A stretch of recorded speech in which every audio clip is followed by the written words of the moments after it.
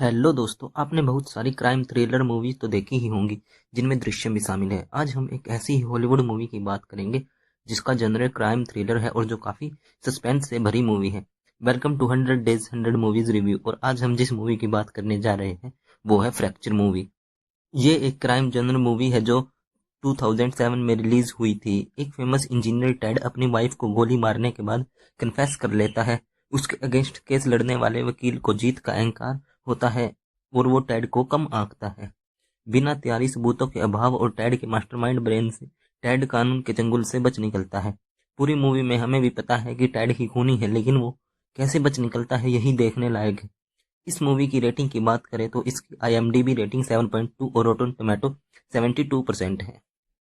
मैं इस मूवी को पर्सनली 7 रेटिंग दूंगा। आप फ्रैक्चर मूवी को जियो सिनेमा और अमेजन प्राइम दोनों जगह देख सकते हैं। अब मूवी के एक्सप्लेनेशन की बात करें तो अगर आप मूवी का एक्सप्लेनेशन नहीं देखना चाहते तो वीडियो पॉज कर मूवी को एंजॉय करें। कहानी शुरू होती है एक्ट्रेस एंथनी हॉपकिंस के साथ, जिनका मूवी में नाम टेड क्रूफोर्ड होता है। वो एक बड़े जाने माने एरोनॉटिकल इंजीनियर है। वो जानते हैं अपने काम को बखूबी कैसे करना है। वह किसी भी मशीन को देखकर उसकी खूबियां और खामियां बता सकते हैं। हम देखते हैं ऑफिस में एक मशीन पर वो कैसे अपना पॉइंट ऑफ व्यू देते हैं और एक्सपर्ट के वेरीफाई करने से पहले ही घर की ओर निकल जाते हैं, क्योंकि उनको पता है जो कमियां उन्होंने बताई है वही सामने आने वाली है। अब सीन एक होटल का है। वहां लेफ्टिनेंट रॉबर्ट रॉब और जेनिफर क्रूफोर्ड का सीन दिखाया गया है।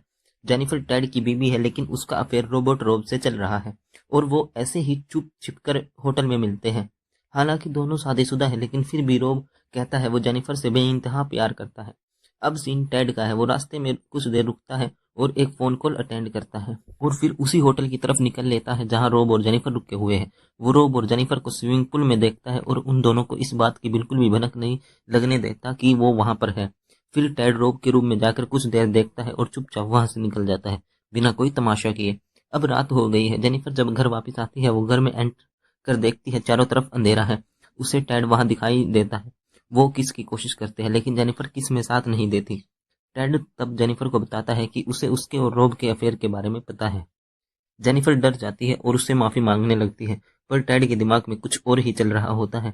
टेड अब यहाँ अपनी पिस्टल जेनिफर पर तान देता है। जैसे ही जेनिफर पीछे घूमती है वो उसके सिर में गोली मार देता है।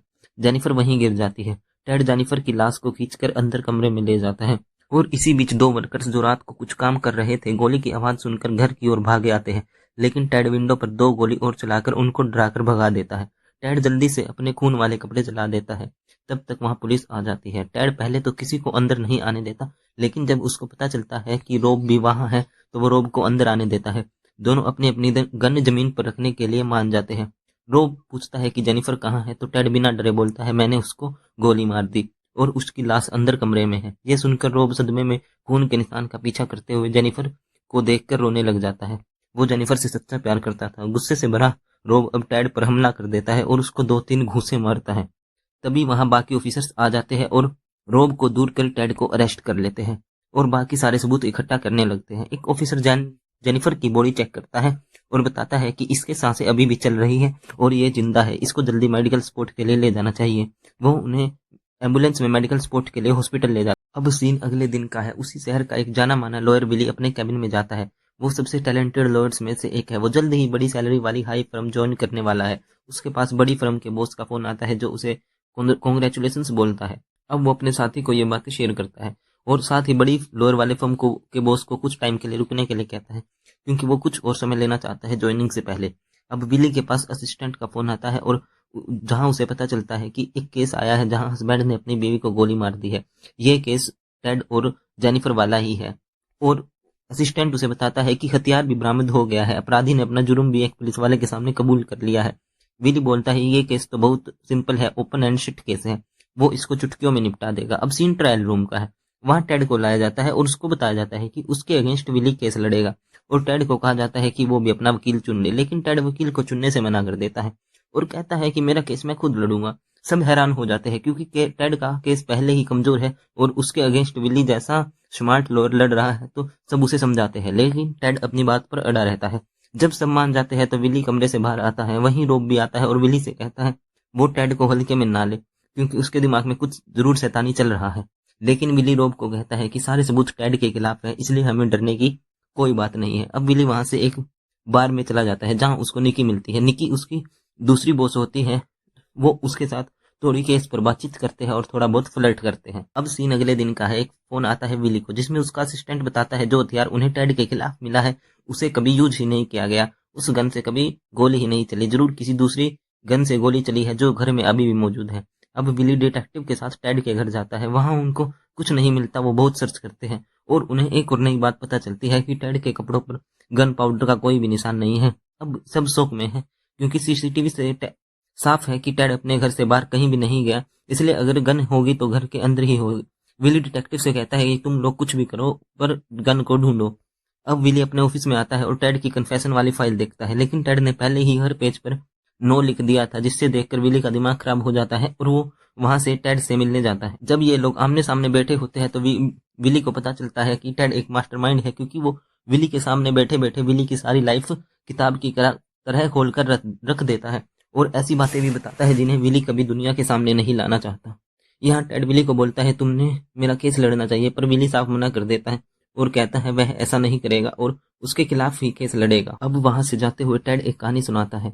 जब वो छोटा था तो उसके पिताजी उसको बोलते हैं कि अंडे की क्रेट से सारे खराब अंडे निकाल दो, और जब उसे पूछते हैं कि कितने खराब अंडे निकाले तो टेड बताता है कि सब के सब खराब थे। इस पर विली कहता है इससे अपना क्या लेना देना। तब टेड बताता है अगर तुम किसी में कमियां ढूंढने ही जाओगे तो कमियां मिल ही जाएंगी, कोई भी यहाँ पर परफेक्ट नहीं है। और विली की सबसे बड़ी कमी यही है कि उसे जीत का अहंकार है। वो हर बार जीतना चाहता है चाहे कुछ भी हो जाए, और यही अहंकार एक दिन उसकी सबसे बड़ी हार का कारण बनेंगे। और टेड वहां से चला जाता है। अब सीन ट्रायल रूम का है। विली एक एक कर सभी गवाहों को पेश करता है जिन्हें टेड भी बहुत ध्यान से सुनता है, लेकिन कोई भी ऑब्जेक्शन नहीं देता।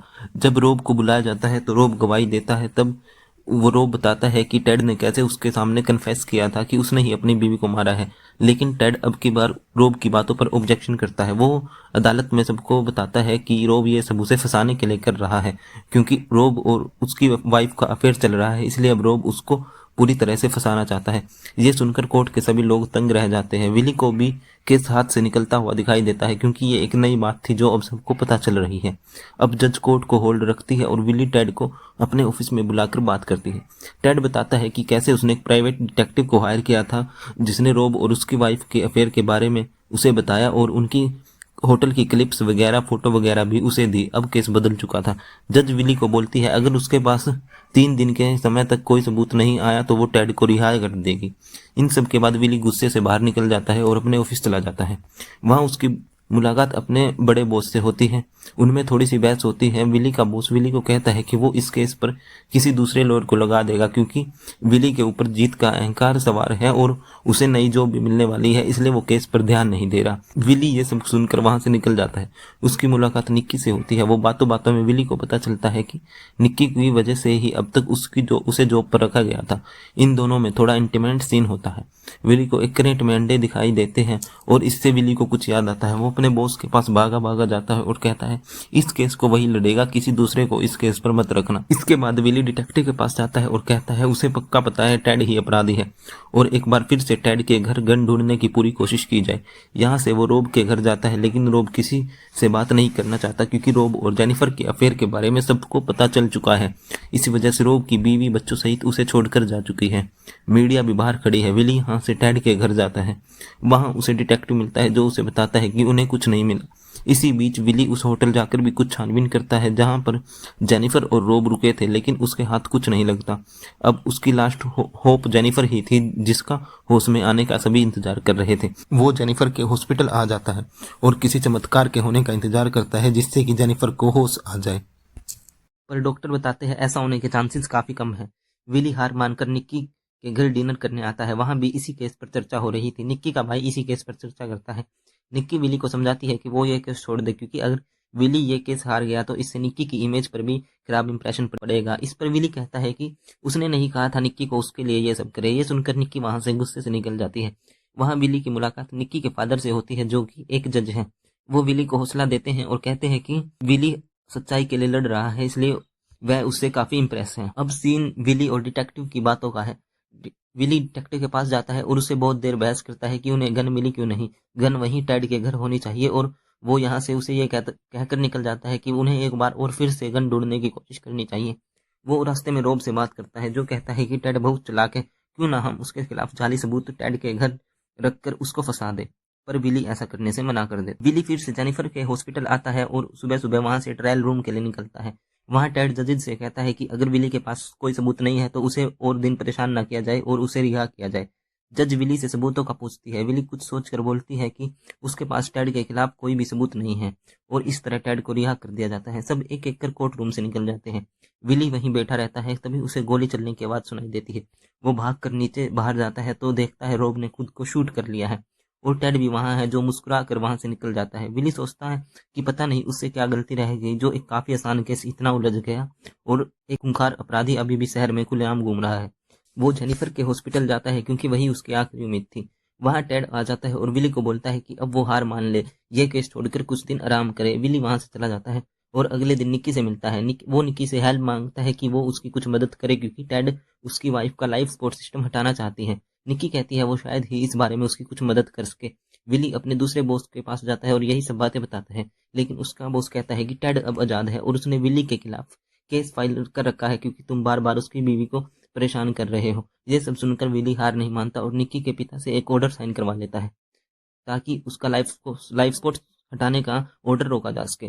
टेड उसकी वाइफ का लाइफ सपोर्ट सिस्टम ना हटा सके, इसके लिए ऑर्डर पास किया जाता है। पर जब तक वो ऑर्डर लेकर विली हॉस्पिटल पहुंचता है तो टेड उसकी बीवी का लाइफ सपोर्ट सिस्टम हटा चुका होता है। ये देखकर विली टूट जाता है और आकर पैकिंग करने लगता है। टेड का बॉस आकर कहता है पैकिंग क्यों कर रहे हो, चलो काम पर विली कहता है वो हार नहीं मानेगा क्योंकि एक अपराधी शहर में खुलेआम घूम रहा है। इसके बाद विली सारे कानून की किताबें पढ़ता है और एक डिटेक्टिव से मिलता है। डिटेक्टिव और विली का फोन एक जैसा होता है और डिटेक्टिव जाते वक्त गलती से विली का फोन उठा लेता है। ये देखकर विली सब कुछ समझ जाता है। वो अब टेड के घर जाता है और उसे बोलता है कि उसने क्या माइंड गेम खेला है वो सब उसे पता चल गया है।